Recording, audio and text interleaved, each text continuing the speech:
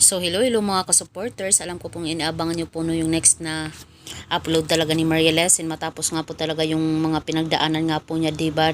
Alam naman natin na umabot yun ng 2 months and a half I think, na hindi siya nag-upload, tapos biglaan yung pag-upload niya na talagang inabangan po talaga nating lahat bilang mga supporters. Alam naman po natin na grabe talaga yung bigat na pinagdaanan niya sa kanyang pamilya dito sa Pilipinas, sa nanay at tatay niya, dahil may mga sakit nga po talaga sila.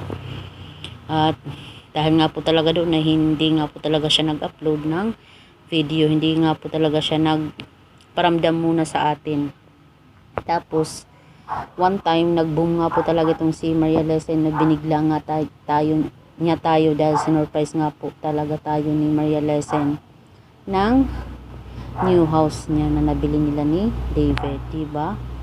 Sa tagal na nga po talaga nila na hindi nagkakabahay, at talagang nagkabahay po talaga sila. So what's next? Diba ngayon gumagawa sila ng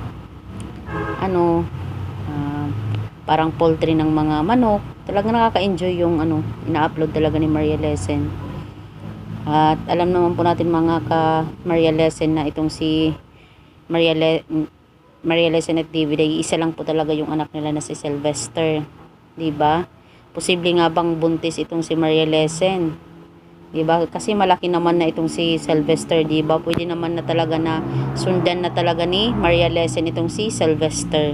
Diba? Sobrang nakaka-enjoy kaya makita na buntis itong si Maria Lesson. Para soon, ay family of 4 na nga po talaga sila. Kung sino yung gusto dito na mabuntis si Maria Lesson or maging family of 4 sila, like kayo dito sa video na to. Diba? Ipag-pray lang natin. Alam ko naman talaga nga posible may desire naman po talaga itong si Maria Lesson na mabuntis, at saka itong si David. Para naman hindi lang nag-iisa itong si Sylvester.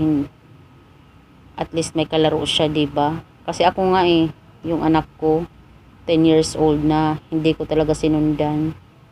Kaya napag-isipan ko din talaga na sundan yung anak ko, kasi kawawa kong mag-isa lang talaga siya, diba? Sa awa ng Diyos, nabuntis din ako.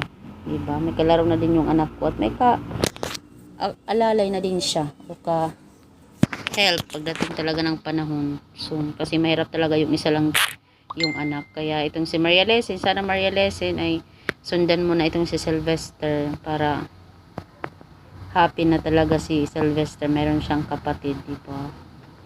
Pero kung ano man yung maging decision nyo, nasa sa inyo pa rin yun, diba? Pero maganda din talaga mayroong kapatid si Sylvester, kasi nakakatuwa na 4 na kayo. Char, sa bahay na yun. So, sobrang laki pa naman ba ng bahay kahit mag-anak ka Maria Lesson ng isang dosina. So, yun lang, mga ka-supporters, abangan po natin. Thank you so much.